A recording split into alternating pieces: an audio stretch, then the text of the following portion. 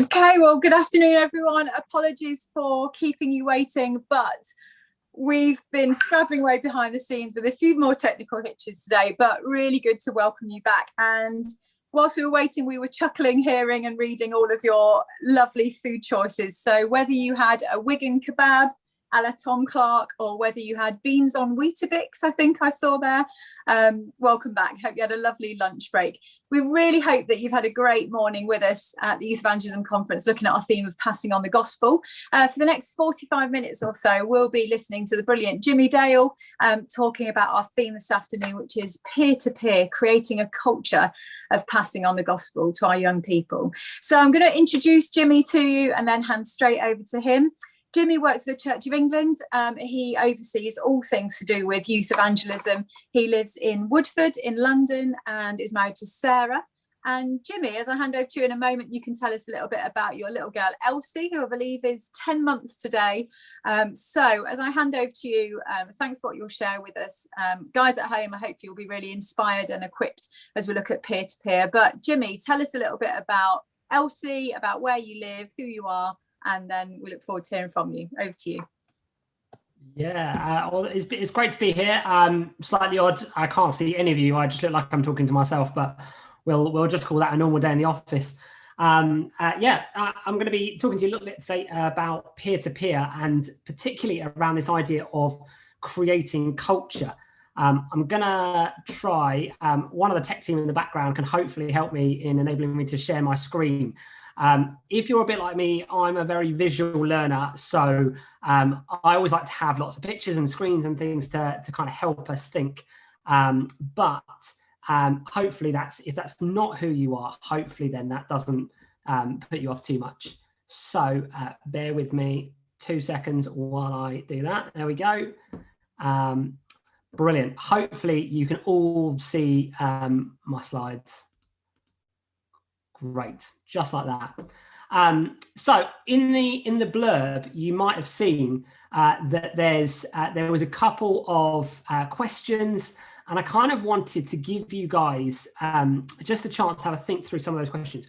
I think when we're thinking about culture in particular, that I think sometimes we can think, oh, well, you know what, I've got a fairly decent culture anyway of evangelism, so it's all right, I've kind of got this sorted.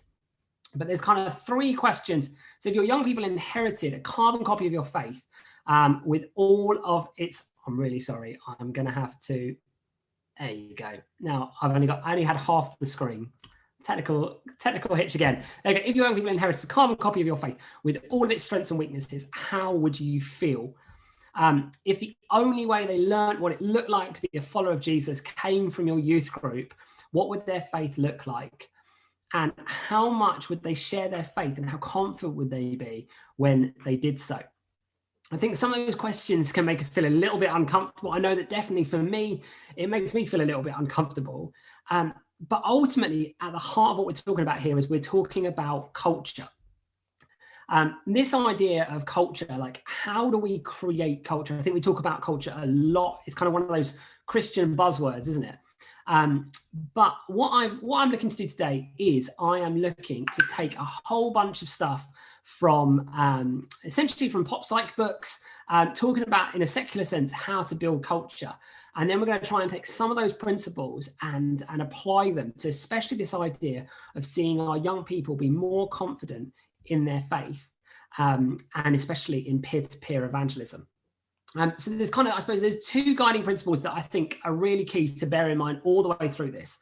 So the first one is that culture is established through familiarity. You need to be committed to this to the long term. Hopefully, if you come to this conference, if you come to this webinar, then actually you're thinking, you know what, actually this is something which I need to take seriously. But I think sometimes we can have a go at doing something, and it's either a little bit hard or it doesn't get the response which we want, and so we give up after a few weeks. I think if we genuinely want to establish culture, we've got to be committed to the long term on this. That it's not going to be something that's going to happen overnight. It's not going to happen in a couple of weeks or even a couple of months. We are talking years and years of plugging away at this to build a culture. But the thing is that when we do build culture, the second kind of abiding principle, I suppose, is the fact that when culture is established, new members will replicate the culture. So once it's set, you don't then have to keep re-establishing it. That actually, as people come in, they will just begin to fit in and blend with what the culture is. So I'm going to talk you through a couple of things. So there's 3 kind of key points that we're going to kind of look through. And like I said, all of these, if you go and you have a read of how to build culture type books, all of these, you'll read about them. But 3 things that really kind of come through. So the first thing is building safety. The second thing is sharing vulnerability. And the third thing is establishing purpose. And we're going to kind of look at each of those under a couple of different sides. So the first one we're going to look at is kind of building safety. And for building safety, I want to look at that under 5 different ways that we can do that. Because you see, young people, ultimately, they're quite scared when it comes to sharing their faith. So here's kind of 3 stats for you. So a quarter of all Christian young people admit that they're afraid of causing offense all or most of the time. 43% of young people think that most, if not all of the time, others would be better than them at talking to non-Christians about Jesus. Nearly a third of young people say they do not know how to talk to non-Christians about Jesus most or all of the time. So there's some stats from a bit of research a couple of years back called Talking Jesus. Now, all of that together basically means that we've got some fairly insecure young people when it comes to sharing their faith. And this idea of safety is probably one of the first barriers. And we hear this kind of thing all the time when it comes to talking to young people. What if my friends don't like it? What if they push me aside? What if people don't want to hear about it? What if I become the social, ultimately all of those questions are rooted around this idea of safety. How do we build safety? So 5 different ways I want to give you of how we build safety. So the first way is that we build belonging. You see, if young people feel like they belong, then they'll share. There's kind of this idea, lots of youth groups will use the term family, and that's really kind of emerged. There's been loads more people who have started talking about this over lockdown, that actually where we've shrunk, in most cases, that actually the core which has remained has talked about, they've used metaphors like family. And actually within that, there is a sense of belonging, there's a sense of support, there's a sense that I'm part of this community. I think so often with this idea of belonging, one of our challenges in youth ministry is that we get really easily distracted by numbers. So it becomes about how do we build quickly? How do we have the biggest youth group? How do we get the most young people coming? The challenge with big is it's really hard to build belonging. That actually belonging is best built in the small, whether that looks like small groups or mentoring or whatever that is, but kind of it's much easier to build a sense of that kind of that tight-knit community, kind of almost that family idea. So that's the first thing, building belonging. The second thing is that personally modeling evangelism. Actually, this idea of safety, that they're looking to you. It's a bit like, so we mentioned I've got a 10-month-old daughter. Quite often she will look to me if we're going to do something because she wants to check it's safe. Am I there? Am I encouraging her? Am I happy for her to do it? She's a little bit of a daredevil. She quite enjoys sitting on the back of the couch. And if she looks at me and she sees that I'm smiling, she will throw herself from the back of the couch into my hands. But there's that thing that she needs to know that I'm there and that I get what she kind of wants to do. This idea of modeling evangelism, I think, is probably one of the really key things when it comes to building safety with young people. That quite often the question which they're asking with church in general is, I want to see the difference that it makes. And the person they want to see the difference that it makes is you as their youth leader. And that's especially true when it comes to evangelism. So my challenge to you would be, I don't know if any of you guys have come across the Live Life 123 stuff that Matt Summerfield did, probably about a decade ago, which makes me feel very old. But if you didn't, Live Life 123, I think, is a fantastic example of this. That the idea is that you can only have a certain amount of accountable relationships. So you have one which is kind of like a mentoring type role, somebody who you look up to, but someone who's going to speak into your life, who you're going to be accountable to, but who's going to challenge you as well. You have 2 people who are kind of running mates. And ultimately, they're going to journey faith with you. Again, you're going to be honest with each other, cheer each other on, support each other, pull each other up when you fall down. But this is the bit where it gets interesting. Then you've got 3 people who you are then looking to reach out to and support. And that might be non-Christians or it might be younger Christians, but the idea is it's 3 people who you're choosing to intentionally invest into. The thing is, I remember having this conversation with loads of youth workers. And one of the things which was really interesting was that we had an ability to be able to almost manufacture the 1 and the 2, but actually the 3 was always a big challenge. However, when you see how that's being modeled for youth leaders, I can probably count on my hands the number of youth leaders who have got an actual genuine mentor. I'm not talking like the church has signed you someone on day 1, but you've never met up with them, but somebody who genuinely speaks into your life on a regular basis. Having 2s, people who are going to journey faith with you. Again, that's so rare. I mean, I was in the kind of the family session this morning, and Ed was saying that kind of genuine friendship, having people who you're honest with, but who are going to cheer you on and encourage you in your faith, finding those people is so key. But as youth leaders, so often we go, oh, well, it's fine. I've got 3. I've got more than 3. I've got 20 or 30 or however many you've got in your youth group. But my challenge would be that's not really you sharing your faith. That's part of your job. Who are your peers? Who are the people in your day-to-day life who you're actively looking to share your faith with? And I think so often the answer which we come back with is, oh, well, there's not really anyone. Or if there is, it's kind of that school friend who you don't really speak to anymore, but they're probably one of the only non-Christians who you're still in some kind of contact with. Unless we're modeling what it looks like to share our faith with people, then there is no way that we're going to build enough safety that young people think that they can do the same thing. Because actually, when we're modeling evangelism, we're not just modeling when it goes really well. We're modeling when it's a complete train crash, when it doesn't work at all. Because actually, there's a reassurance in knowing that actually, if I'm going to go through this, that you're already going through it with me. So personally model evangelism, that's number 2. B, I've gone for letters on this. Number C, letter C, there we go. Maximize collision opportunities. So this is kind of, like I said, all this has kind of come from kind of pop psych books around how to build culture. They talk about the fact that what we so often do is we kind of bubble wrap people until we feel like they're ready. I think there's such a need for us to put people out so that actually they can have those bumps.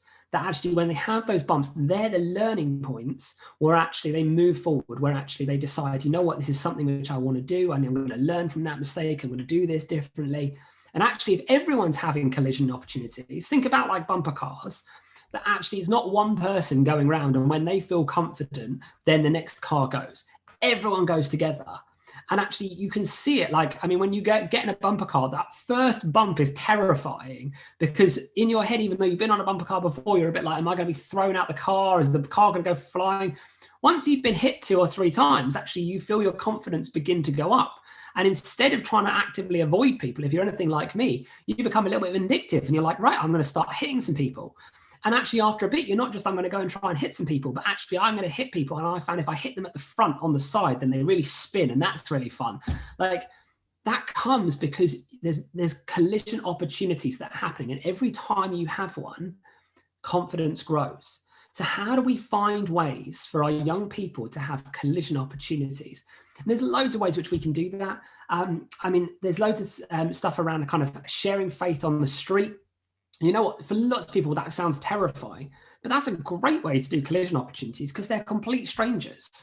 That actually within that, something like the You Are Loved stuff that Hayes do, there's so many of them out there.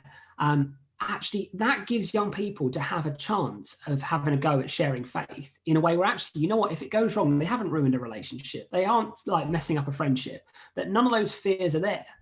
I remember we did a mission a couple of years back and we had young people and we got them to go out and ask the question to people on the street, if you could have one wish from God to you, what would you wish for? And then whatever it is that they asked for, we said, would it be all right if I prayed for that? And if the person said yes, you say a very short prayer. Dear God, I pray that this would happen. And we had young people who were actively avoiding, as you would imagine in our youth group in East London. They really did not want to do it. But actually, when eventually they did it, and it didn't go disastrously, in fact, it went quite well, actually, at the end of the session, we were having to drag them back in because the confidence had raised to such a level that actually they saw the potential in what they were doing. So maximize collision opportunity, that's C. D, ensure individualism, treating each person as unique and valued.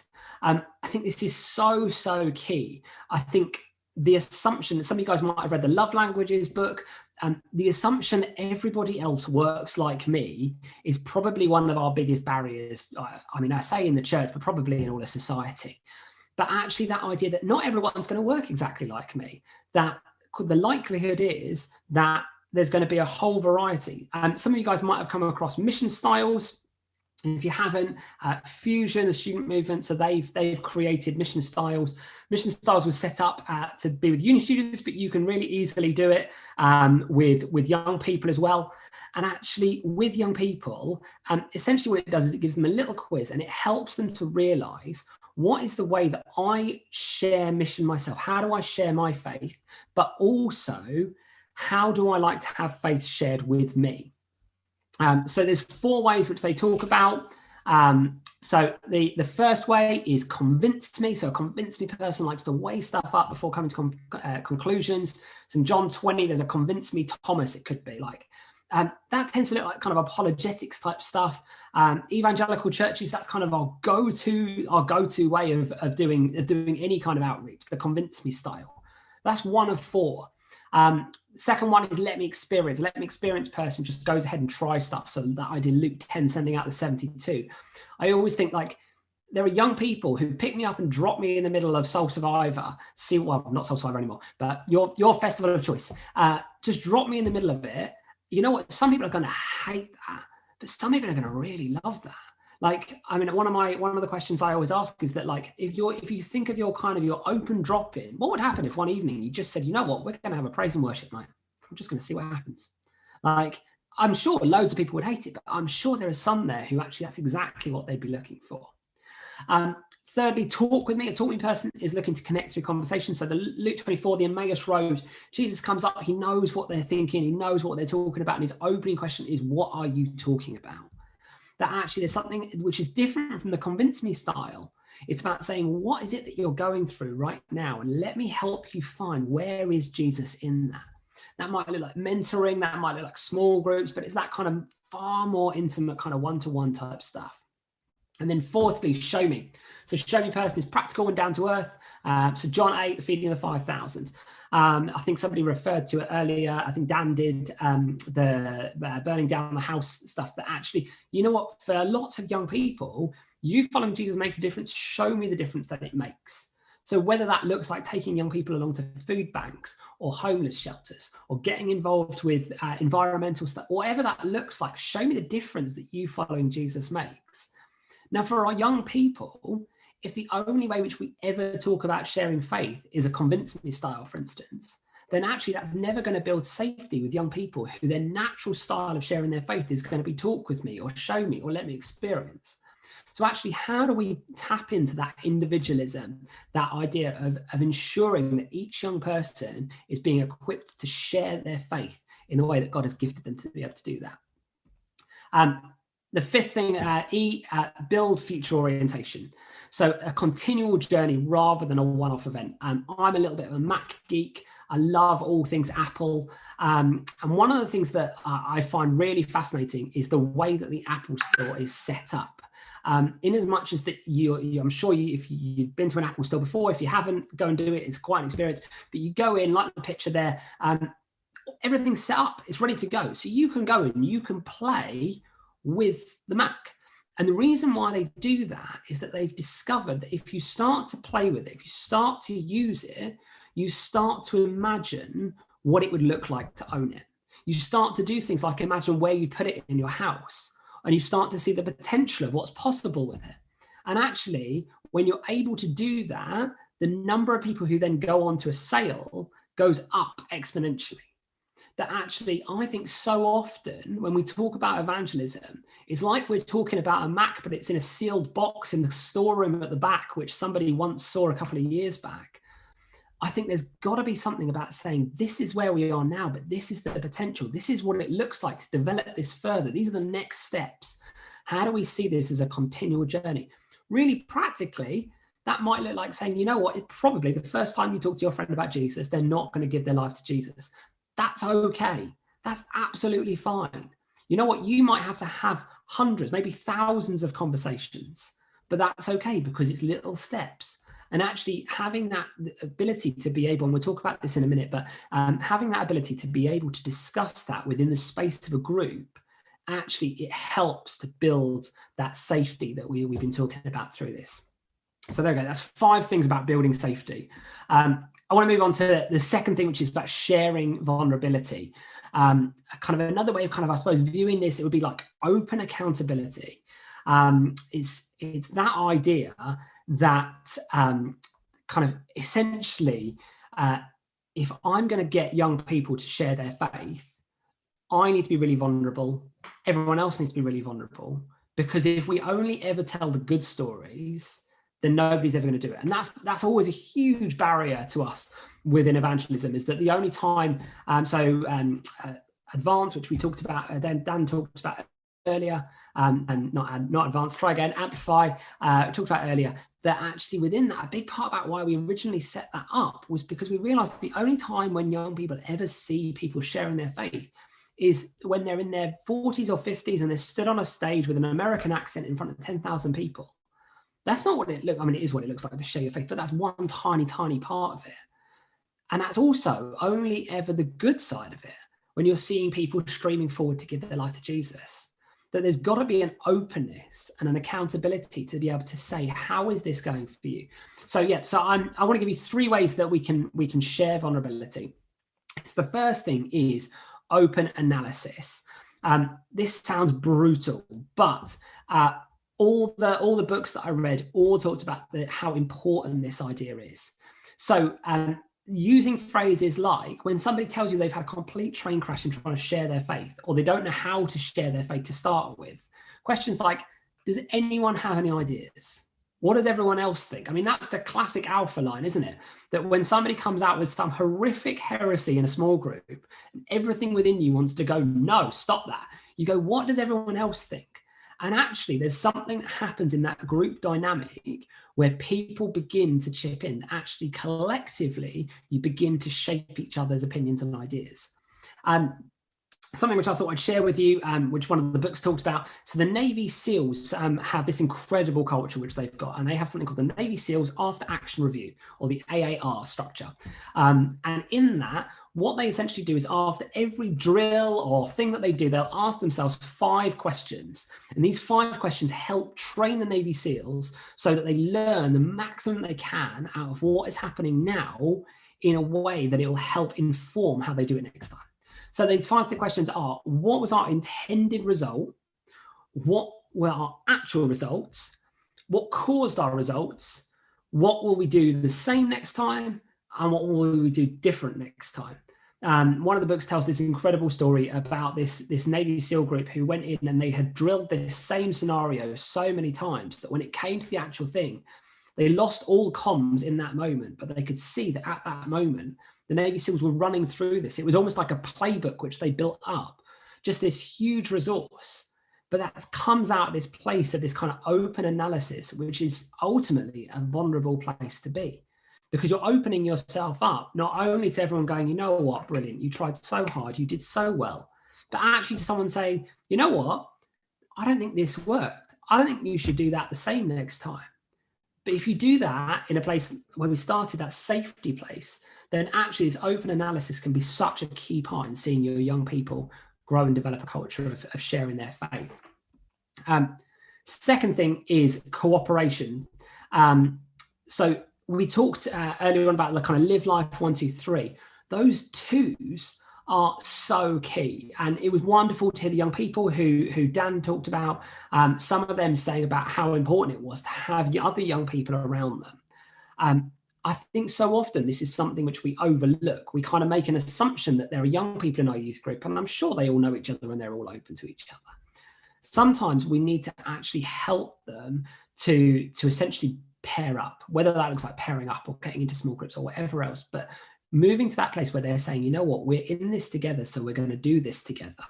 So that might look like saying, you know what, you're struggling to do it. You guys are in the same school. can you do this together? Actually, can you go and have a conversation with that person together? You know what, you want to set up a CU in your school? Fantastic. Well, there's 2 others who are also in your school. Can they help you do that? Like, how does this move from being a lone activity to something which we do together? Because actually, again, if it's something which more than one person's invested in, then what happens is suddenly we become more collectively invested. And that builds confidence. So cooperation is second. Thirdly is active listening.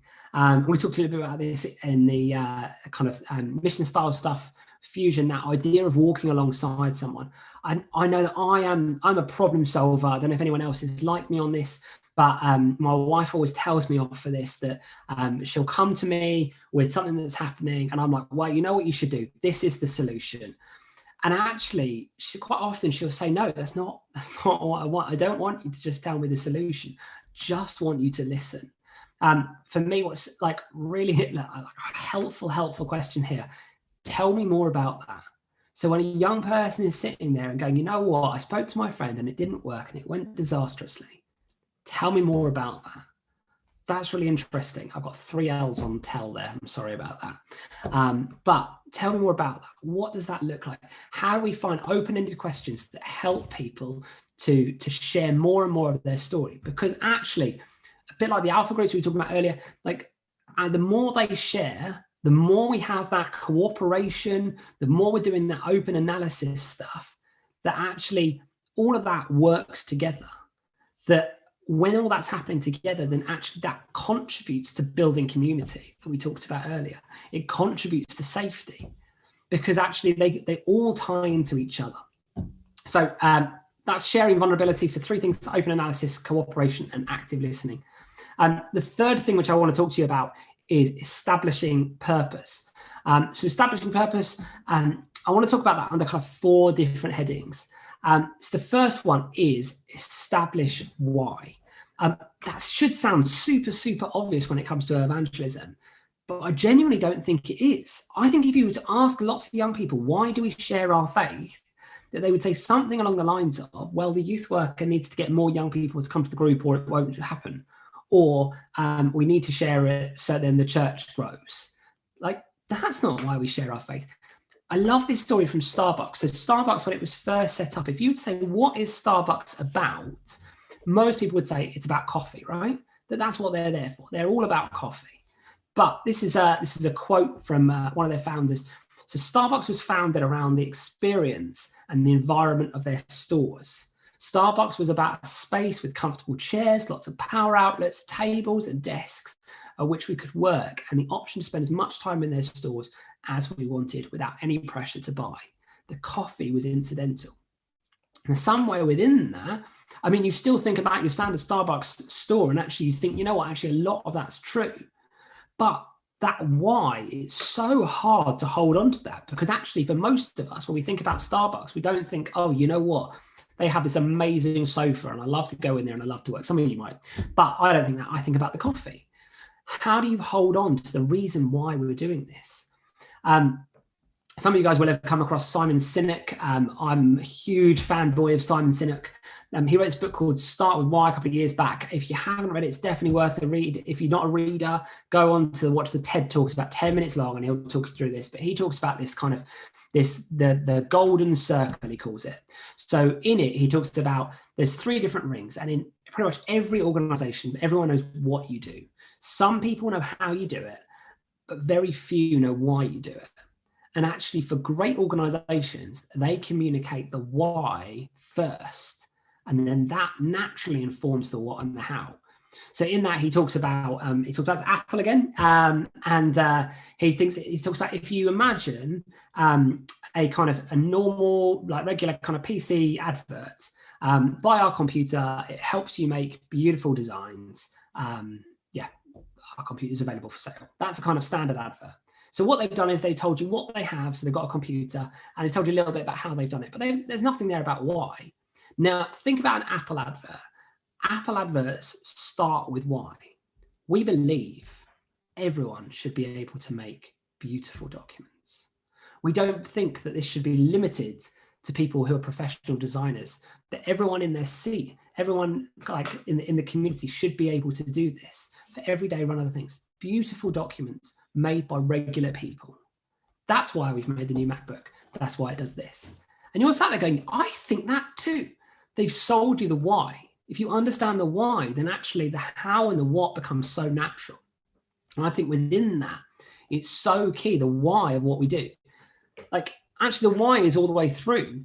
Like, here's a couple of verses from the Bible, because that's always a good thing to throw in. So it brings God's praise. So 1 Chronicles 16, sing to the Lord all the earth, proclaim his salvation day after day, declare his glory among the nations, his marvelous deeds among all peoples. For great is the Lord and most worthy of praise. He is to be feared above all gods. Like God asks us to. So John 4:35 says, don't you have a saying, it's still 4 months until harvest. I tell you, open your eyes and look at the fields. They are ripe for harvest. Because we love those around us. Like, actually, I think this is such a key reason. Romans 6:23, for the wages of sin is death, but the gift of God is eternal life in Christ Jesus. We want people to have that. Romans 10, verse 14, how then can they call on the one who they have not believed in? How can they believe in the one whom they have not heard? How can they hear without someone preaching to them? And 2 Corinthians 4:4, the God of this age has blinded the minds of unbelievers so they cannot see the light of the gospel that displays the glory of Christ, who is in the image of God. Like, we share our faith because we love those around us.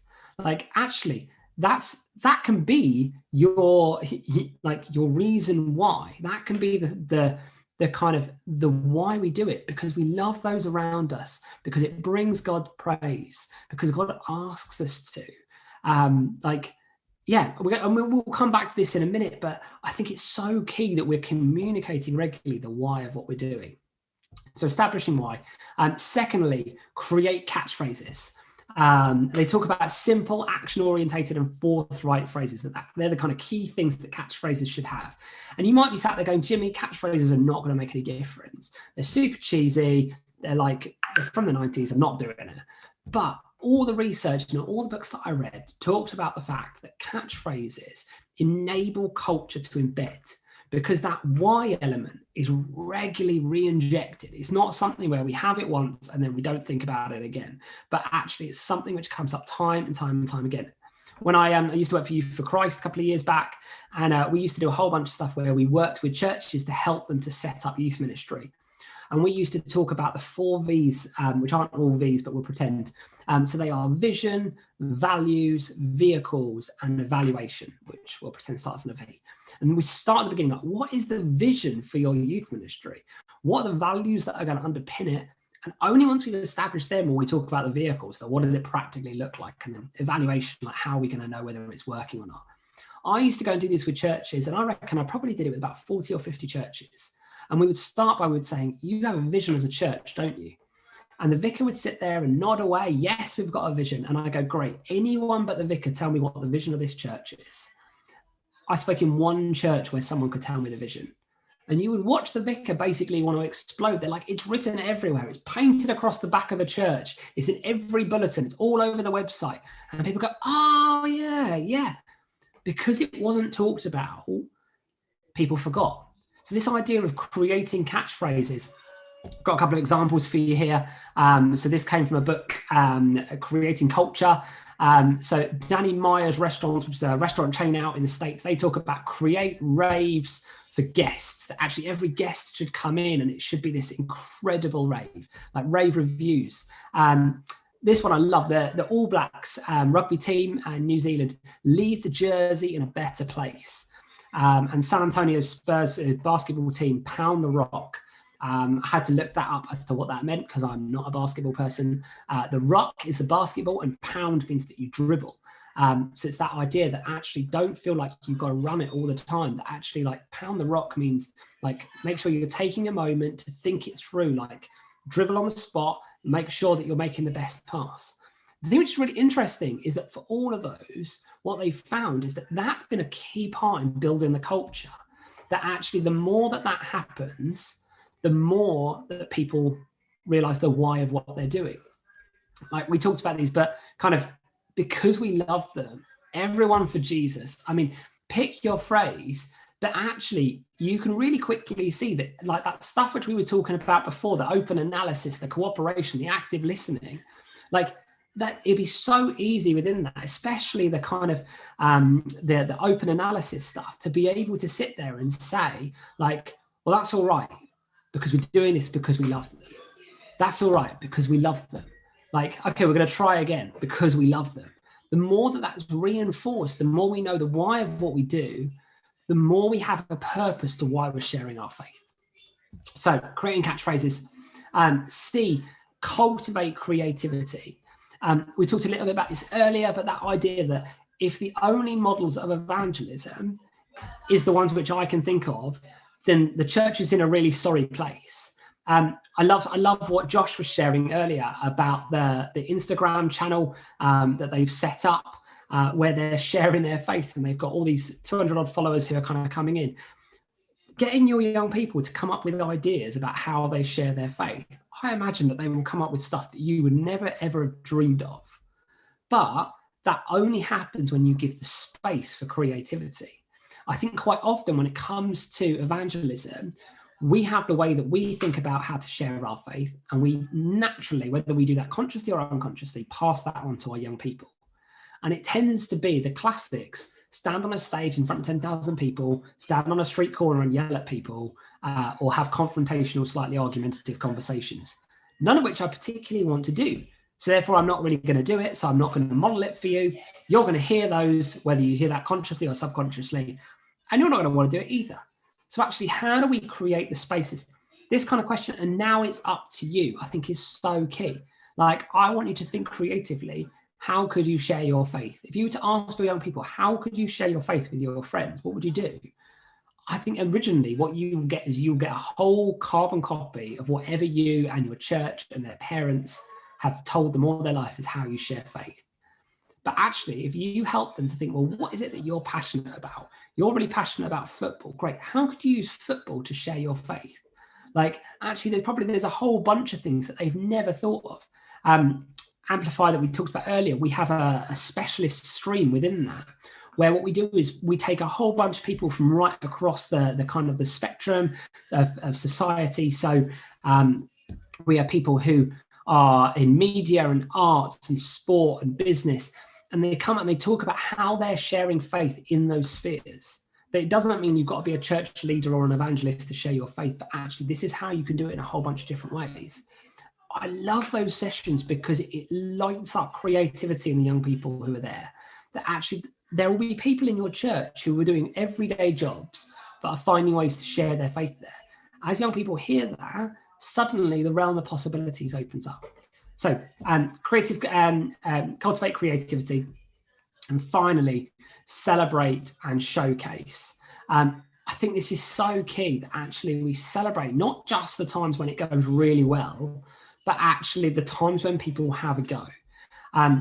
In one of the books, it talks about a kind of small college hockey team from Connecticut. The team recruits kind of few of the more highly prized and kind of talented players, and consistently ranks as one of the top teams in the country. So kind of regular people off the street, but regularly ranking as kind of one of the top teams in the country. And part of this is because of their commitment to what's called the 40 for 40. This is all about hockey. Again, I didn't really like ice hockey. I didn't really know that much about ice hockey, but I did a bit of research after reading this. So each hockey game features around 40 back-checking opportunities. So a back-checking opportunity is, you might see it in football, is when the opposite team win the puck and they start streaming up the pitch, and everybody like rushes back to try and stop it. So that's what a back-checking opportunity is. The coach, who's a guy for this Connecticut team, is a guy called Rand Pecknold, and he emphasizes that his players go all out for every back check. Not some, not a few, every single one of them. And he says this, he says it almost never pays off. You can back check 39 times in a row and it doesn't make any difference at all in the play. But the 40th time, maybe something happens. You get a stick in, you steal a puck, you stop a goal, or you create a turnover that leads to a goal. That one back check doesn't show up anywhere in the stat books, but it can change a game. That's why we're 40 for 40. That's who we are. And again, we kind of talked about that idea of kind of catchphrases, that they're catchphrases, 40 for 40. They say this every time, like every practice, every training run, the 40 for 40. It's about reminding them that that's who they are. The thing which I find amazing about this is that when this happens, when a player does a check back and it stops a goal or it leads to another goal, even if it leads to another goal, the person who scored the goal is completely incidental. That it's the person who made the check back who the coach will rush on and will celebrate them as if they've just won the game. Like, how do we build a place where actually we celebrate and showcase when people give it a shot? Where actually, you know what, I spoke to my friend today. And actually, even if we've got somebody else who brought 5 of their friends to faith this week, that's wonderful. But actually, how do I celebrate and showcase this one young person who's given it a try? Where are the spaces where we're able to do that? So if you're the kind of person who likes that all-in-one screen, there we go. So these are your things. So building safety, sharing vulnerability, and establishing purpose. I'm aware that we've kind of like whizzed through that, but I think for me that there is so much stuff in that. And all of this is stuff which is tried and tested in the secular world around building culture and businesses. But I think there's so much that which we can take into our youth ministry and in how we build a culture which sees young people be confident in how they share their faith with their friends, and not just be confident, but actually that they cheer each other on and that they encourage each other to do that. And they celebrate whether it goes well or whether it doesn't. So I think we're going to go to a little bit of a Q&A time. We've got a little bit of time left. So I'm going to see if Rachel's still around. There she is. But yeah. Brilliant. Thanks so much, Jimmy. So much in there for us to think about, like you said, particularly around those 3 sort of broad things then around, like you said, building safety in that environment where young people can really sort of try things out, talk amongst their friends, share stories, share the ups and downs, the challenges, presumably, but also gain confidence as to how to go again, how to even think of the words to say, to share some of their experiences or their faith with their friends. Then you talked about the sharing vulnerability from ourselves, from them as well, and again amongst peers, to sort of growing confidence there. And then lastly, you were talking about that establishing purpose, the sense of actually not just knowing their own experiences, but that almost things you spoke about the Starbucks experience. It's that, why do people go to Starbucks? Because they love that experience. I guess what we're wanting to lead our young people to is that love of Jesus and the experience and encounter with him, so that they share him with others. So I've got a few questions that have come up in the chat, so I'll throw them your way. So we've got about 8 minutes or so left. One question came from Tony, who said, or asked the question rather, have you or do you know of others who've actually tried this out in groups so that we breed that confidence within our young people? Any experience from your side as to how you've trialed that, say, in role play? Is that something that goes well with young people? Or how can we, again, just bolster that sense of confidence and experience in our young people so that they then can take those steps, I guess, to making it come up more easily or grasp those opportunities with their friends? Yeah, I mean, I think like it's really interesting, like the session which happened this morning, which I'd really recommend going and listening back. So Claire Williams, answering kind of the big questions. Like I think for lots of young people, that's a real fear factor. It's like, what happens if I'm asked a really difficult question? And so I think kind of the role play stuff so often, like that's kind of what we're expecting. And so actually, I think for a lot of the time when it comes to kind of that idea of like, actually, can we kind of act this out? Young people, at least my experience, tend to feel a little bit kind of overwhelmed by that. Like, I kind of don't know the answers. I don't even want to think about the questions because then that would just give me more answers that I don't know. So I think there's a couple of different ways. I think if that's a particular area, I'd really recommend, I mean, firstly, listen to Claire's talk earlier, but there's loads of stuff online. So things like Reboot, if you haven't come across Reboot, go and check them out. That's essentially a bit like, here's people going, you know what, here's a question you might be thrown at, and here's kind of some like kind of scientists and people who are like got way too many letters after their names, talking through some of their answers to that. I think sometimes hearing that kind of builds confidence. I mean, I genuinely think that collision opportunity stuff, that almost taking off the safety barriers. I like, one of the things that I hear all the time from youth workers is, I'd love to, but my young people aren't ready yet. And it's almost like we're happy to do the kind of the role play thing because it feels like there's a safety in that. But actually, sometimes it's about saying, you know what, let's take the safety barriers down for a second. What does it look like? One of the youth groups that I heard about, they used to do it where they had a cell group, and every other week, what they did was, instead of having the cell group where they got together, they would encourage the young people to pick a group of their friends and to hang out with them around something. So one of them liked football, so they would go down the park and they play football together. And one of them would liked playing Xbox, so they invite some friends around, they play some Xbox. One of them would like baking, so they do some baking with their friends.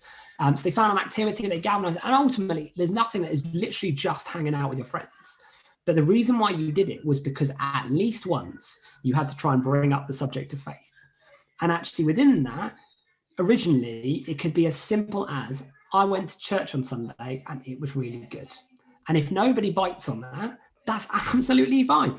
You don't have to sit there and go, I'm going to say that again until somebody responds.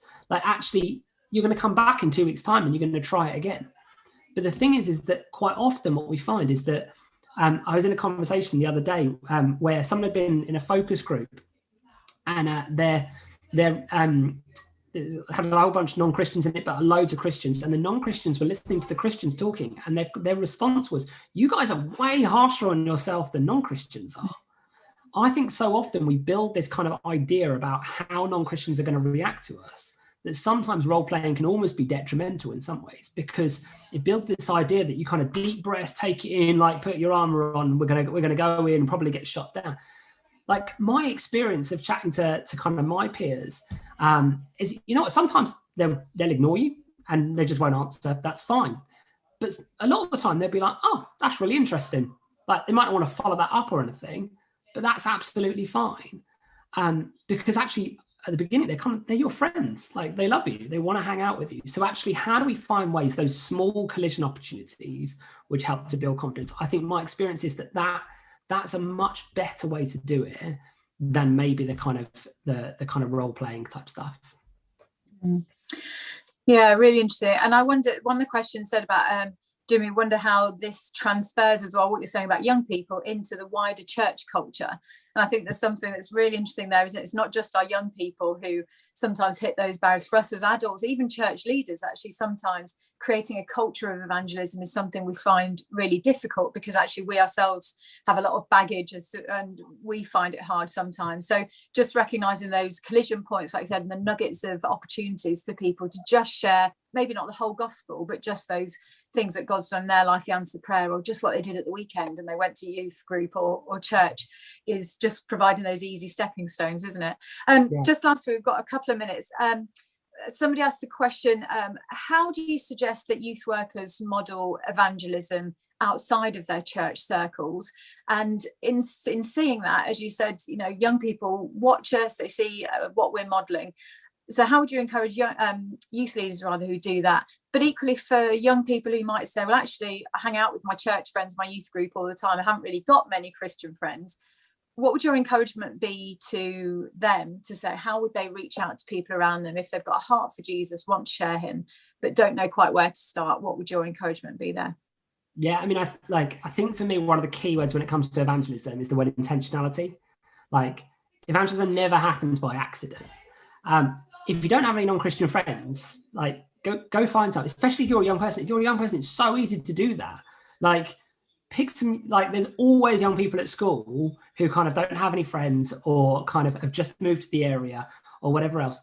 Like, shared hobbies. I mean, for me, I hit a point a couple of years back where I realized that I had kind of a dwindling number of non-Christian friends. So I'm really into my running.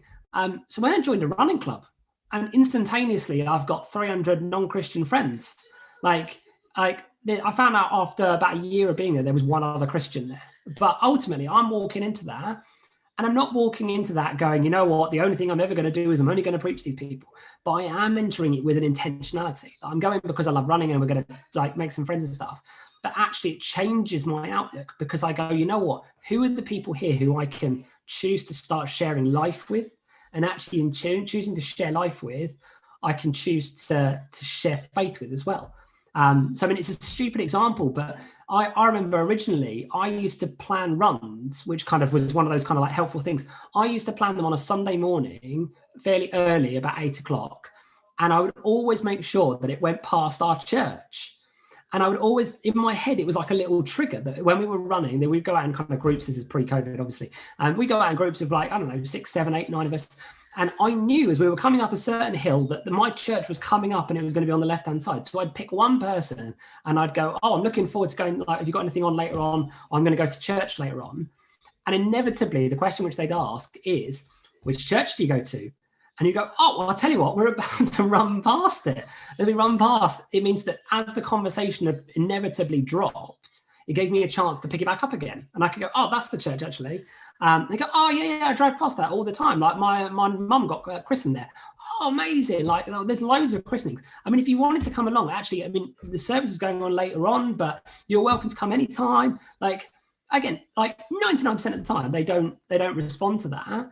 But actually, there's an intentionality in, I know I've planned this run so I can talk to one of the people, like, and really didn't matter which one, but one of the people about faith. And it might look as superficial as that, but that's led to, I probably got 4 or 5 people now in that running club who, like, when we run, they will talk to me about faith.